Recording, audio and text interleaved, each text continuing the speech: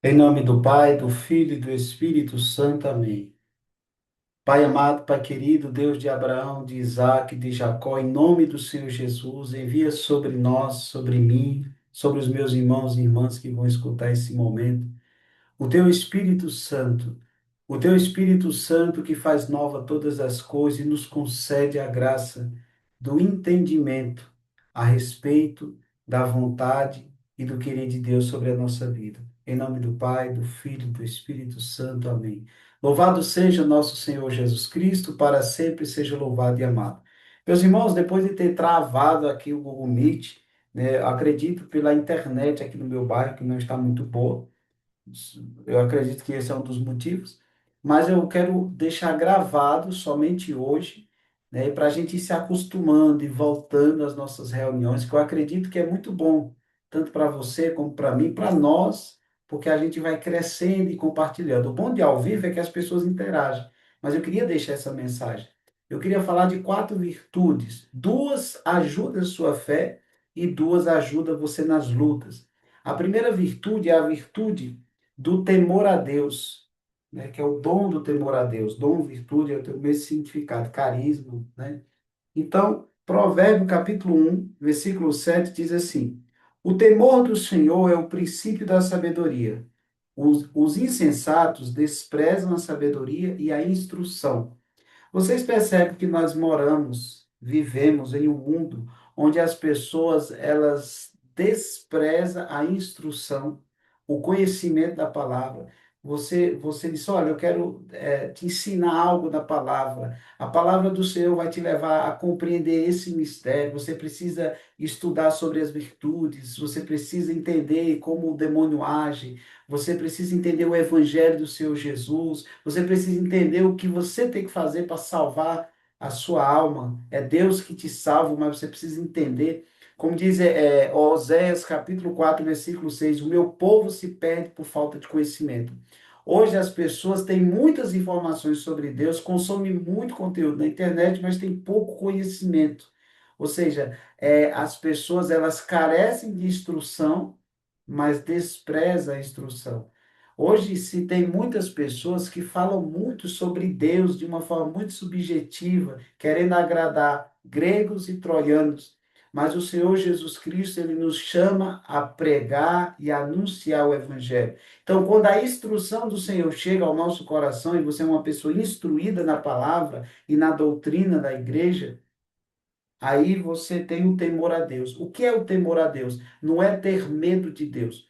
O temor a Deus é aquela virtude pelo qual você faz o que é certo, mesmo quando ninguém está vendo, por puro respeito à honra de Deus e à sua conduta. É aquela virtude que freia os seus impulsos, é aquela virtude que faz você renunciar à pornografia no secreto, é aquela virtude que faz com que você seja santo quando ninguém da igreja está vendo.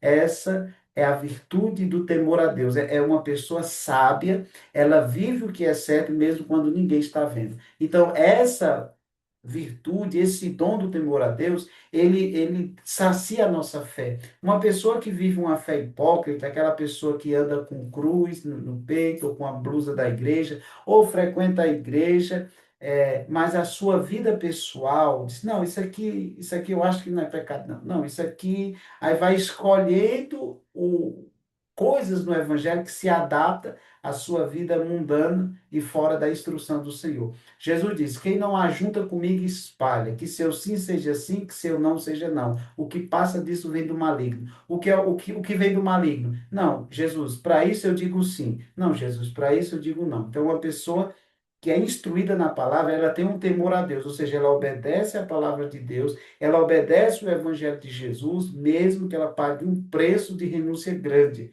mesmo quando ninguém está vendo.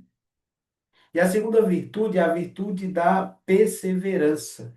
A palavra do Senhor vai dizer lá na carta de Tiago, capítulo 1, versículo 2, diz assim, ó: Considerai que é uma grande alegria, meus irmãos, quando passais por diversas provações. Olha que loucura, é alegria passar por diversas provações.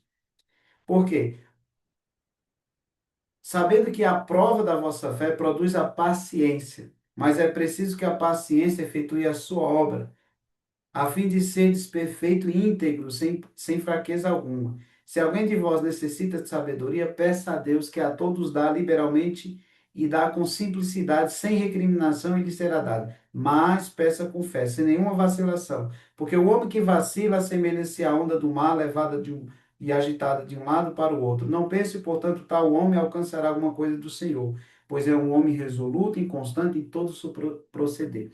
Ou seja, a perseverança, ela serve. Primeiro a gente falou do temor a Deus, depois a gente está falando da perseverança, que ela serve para aguentarmos a prova, digamos assim. A gente persevera, ou seja, você tem o temor a Deus, você não despreza a instrução do Senhor e você se torna uma pessoa sábia. E essa sabedoria não é o intelecto, não é o quanto você lê de Bíblia, mas é o quanto você está disposto a viver o que você lê da Bíblia. Tem gente que acha que vai se salvar pela quantidade de leitura da Bíblia. Não. É pela forma com que você obedece aquilo que você entende de Bíblia, aquilo que o Senhor Jesus tem nos ensinado. E principalmente no mundo onde as pessoas questionam a autoridade da igreja, questionam a autoridade da Bíblia, questionam se realmente é a palavra de Deus, e o demônio ele vai colocando essas sementes do inferno no seu coração para enfraquecer o poder da palavra e a autoridade da palavra de Deus que vem do Evangelho de nosso Senhor Jesus Cristo. Então, quando você tem o temor a Deus, isso gera o quê? Perseverança. E a perseverança vai te dando paciência. Então, duas virtudes que ajudam a sua fé: o temor a Deus e a perseverança. E existem duas virtudes que vai te ajudar nas lutas do cotidiano, que é a paciência, que a gente leu aqui também, e o autodomínio, o autocontrole. Então, você é uma pessoa que teme a Deus, ou seja, obedece, mesmo quando ninguém está vendo. Isso gera uma perseverança, você tem a sua fé faz sentido, você não é hipócrita, você vive aquilo que prega, aquilo que reza, aquilo que professa publicamente. Isso vai gerar em você a paciência, isso vai te dar um autocontrole. E aí a palavra do Senhor vem trazer essa outra instrução que você não vai desprezar. Oséias capítulo 6 versículo 6, o Senhor diz assim, no Antigo Testamento, o profeta é Oséias, capítulo 6 versículo 6. Porque o que eu quero, não, porque eu quero o amor mais do que os sacrifícios, e o conhecimento de Deus mais do que os holocaustos. Porque como eu falei, né, Oséias 4:6 ele vai falar muito essa questão do conhecimento. Ele diz assim, ó, porque o meu povo, Oséias 4:6 porque o meu povo se perde por falta de conhecimento, por ter rejeitado a instrução da lei do Senhor teu Deus. Ou seja, hoje à noite Deus está pedindo que você tenha temor a Deus, que você tenha perseverança, que você tenha paciência, que você tenha autocontrole e não despreze a instrução. Ou seja, é a instrução, a leitura da palavra, a leitura da doutrina, escutar a instrução que vem do Evangelho de Jesus, que vai gerar em nós temor a Deus, perseverança, paciência, autodomínio e autocontrole. A nossa fé, ela vai tendo um gostinho. Aí o profeta vai além, ele diz assim, olha, Deus diz, olha, eu estou, tem uma passagem que diz assim, eu estou farto dos vossos sacrifícios e holocaustos. Eu prefiro o amor e o amor ao próximo. Amar a Deus acima de todas as coisas e ao próximo como a si mesmo. Aí, se você for lá em Mateus capítulo 25, Jesus diz assim: quando o filho do homem voltar na sua glória, colocará as ovelhas à sua direita e os cabritos à sua esquerda e dirá: vinde bendito do meu Pai. Por que você vai para o reino de Deus? Porque tive fome e me deste de comer, tive sede e me deste de beber, era peregrino e me acolheste, estava preso, fosse me visitar, estava doente e fosse me visitar. E aí as pessoas que fizeram isso, ele diz assim: Senhor, quando foi que tivemos com todas essas necessidades te socorremos? Mateus 25, a partir do versículo 30. Aí Jesus diz: todas as vezes que você fizer a um desses meus pequeninos, foi a mim mesmo que vocês fizeram. E estes irão para a vida eterna e outros irão para o fogo eterno. Por quê? Por que que os outros vão para o inferno? Segundo Mateus 25, a partir do versículo 30. Aí Jesus diz: porque tive fome e não me deste de comer, tive sede e não me deste de beber, era peregrino e não me acolhestes, nu e não me vestistes.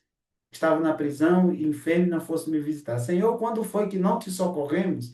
Todas as vezes que desprezastes a um desses pequeninos, foi a mim mesmo. E estes irão para o castigo eterno e estes para a vida eterna. O que que Jesus está falando? Está lá em Tiago, capítulo 1, versículo 21. 20, capítulo 1, versículo 27 de Tiago. Diz assim: é uma das raras vezes que aparece a palavra religião. Se eu não me engano, é a única vez que a palavra religião aparece na Bíblia. Tiago, capítulo 1, versículo 27. A religião pura e sem mancha e sem mácula, aos olhos de Deus, nosso Pai, é esta: visitar os órfãos e as viúvas nas suas aflições e conservar-se puro da corrupção do mundo. Qual é a religião pura e verdadeira? Visitar as viúvas e os órfãos. Ou seja, eram as duas pessoas que não tinham condições de se manter. Na época dos judeus, só quem trabalhava era um homem. Então, quando o homem morria e a viúva ficava com seus filhos, ela não tinha profissão, não tinha como se sustentar e o seu filho ainda era criança. Então era um povo que sofria, muitas vezes era abusada, a mulher muitas vezes era rejeitada, era condenada, sofria muito, a viúva e as crianças. E Jesus está dizendo: olha, eu prefiro o amor a essas pessoas do que os sacrifícios, porque vocês vão para o templo, oferece touro, ovelha, oferece tudo para mim, mas vocês não socorrem as necessidades dos pobres. Ou seja, você não tem esse lado. Aí Tiago vai dizer em capítulo 2: a fé sem obra é morta em si mesmo. Então tem pessoas que acordam 4 horas da manhã para rezar o rosário com fregios, que é bom. Tem gente que faz jejum, que vai para a missa, que reza o rosário, que lê um monte de livro de teologia e participa de todos os retiros que a igreja que tem na paróquia. Participa de acampamento, de retiro, de reunião, de SCC, RCC, de grupo, de pastoral. Ele participa de tudo. Mas ninguém mexa no seu bolso. Ninguém mexa nos seus tesouros, ninguém mexa no Mamo, o Deus do dinheiro, ninguém mexa no Baal, ninguém mexa no ídolo dinheiro. Entende? Tem pessoas que vivem uma fé, uma espiritualidade, chora nos shows e vive todo o ritual religioso, mas não tem um compromisso com alguém que sofre. Jesus está dizendo que essa religião ela é morta. O Evangelho diz que a fé sem obra é morta em si mesmo. O que adianta, diz o apóstolo Tiago, capítulo 2, que adianta você chegar para uma pessoa necessitada e dizer que Deus te abençoe, meu irmão, que Deus te dê um cobertor, que Deus que aqueça, que Deus te abençoe, e aí diz, e você não lhe dá o necessário? Então, o que tem a ver as virtudes com a caridade, as obras de caridade? Ou seja, você tem um temor a Deus. Isso vai gerar em você a perseverança, que gera em você a paciência, que gera em você, qual foi a outra, a outra virtude? O autocontrole. Ou seja, você é uma pessoa controlada, equilibrada, uma pessoa paciente, uma pessoa que ama a Deus, uma pessoa que está perseverando na fé. Aí você pega tudo isso e coloca em prática na vida do próximo e principalmente do próximo que sofre mais. Isso começa dentro da sua própria casa, dentro da sua própria família, na sua comunidade onde você vive, as necessidades que vão aparecendo. Eu não estou dizendo que você tem que mandar pix para essas pessoas que ficam botando criança, a foto de criança sofrendo na internet, você não sabe nem se vai para aquilo ali, não sabe nem se foi inventado. Eu não estou falando desses golpistas, eu não estou falando que você tem que abrir suas portas para um mendigo, que às vezes é um bandido disfarçado.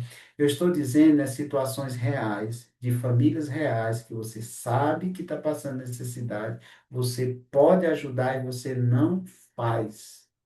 Você nem pensa, você nem raciocina. Eu estou falando daquela paróquia simples, daquela comunidade simples que está pelejando para pintar uma capela, que está pelejando para levar uma comida a uma família que está passando necessidade. Eu estou falando das situações reais que você conhece, você sabe, mas você finge que não sabe. Não é minha culpa. Isso é culpa do governo, isso é culpa dos pais que são alcoólatras, isso é culpa do diabo, isso é culpa da mentalidade da pessoa, isso é culpa dela. Eu não tenho nada a ver com isso.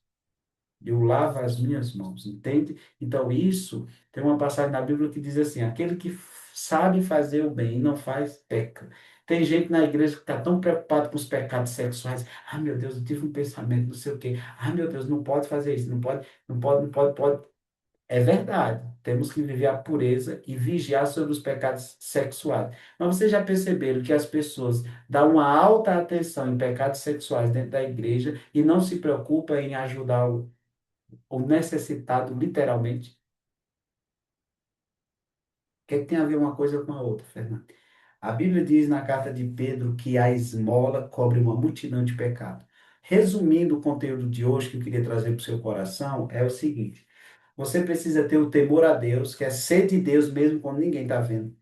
Isso vai gerar uma perseverança, porque você sabe que você está vivendo uma fé real. Isso vai te dar paciência e autocontrole, para que você persevere na fé. Essa fé, ela tem que ter obras, porque se ela não tiver, é morta. Porque quando Jesus voltar, não vai perguntar quanto você rezou, mas o quanto você foi, o quanto você transformou essa oração em prática real de alívio do sofrimento do pobre. Está lá escrito em Mateus 25, não adianta. Eu sei que essa palavra pobre é muito parecida com partidos políticos que usa do nome do pobre para como uma campanha política, seja de direita, seja de esquerda. Eu não estou falando dessa raça de político do Brasil, não. Eu não estou falando de ideologia política. Eu estou dizendo que se a sua fé não mexe na sua vida material, de aliviar o sofrimento de quem você conhece, você sabe que precisa de você e você não faz nada, essa fé, ela é estéril e inútil, segundo a Sagrada Escritura. Então, que você possa fazer com que você diga, meu Deus, o que é que eu posso fazer? Você começa sendo fiel ao dízimo, depois apoiando as pessoas que fazem alguma ação. Estou falando só porque eu tenho um projeto social. Você já me apoia estando aqui, mas eu estou falando aquele seu momento com alguém. Imagina você chega numa casa e resolve o problema de uma fralda, de uma família com um recém-nascido. Gente, a alegria que isso dá na alma é indescritível. Você conseguir dar um presente a uma criança que você sabe que ela não tem condições de receber. Você chegar no sofredor de rua e resolver o problema daquele idoso. Chegar com o almoço. Imagina, 1 hora da tarde, aquele idoso, você está vendo ele ali. Aí você chega com uma quentinha ali, discretamente, um suquinho gelado, uma garrafinha de água. Aí coloca ali do lado dele e sai, discretamente. Parece que o seu coração enche do Espírito Santo. Porque é sobre isso. Viver a santidade, ser instruído pela palavra e viver concretamente o Evangelho de Jesus na vida de quem sofre. Porque seguir Jesus é um caminho de renúncia. Como o jovem rico chegou para Jesus e ele disse assim: Senhor, eu tenho vivido todos os mandamentos, o que me falta? Jesus disse: vende tudo, dá aos pobres e me segue. Aí ele voltou triste, porque ele era muito apegado aos bens materiais. É sobre isso. É sobre a sua fé ser capaz de ajudar alguém, inclusive de forma material. E isso é a fé que agrada o coração de Deus. Isso é o temor a Deus. Que Deus abençoe a sua vida, meu irmão.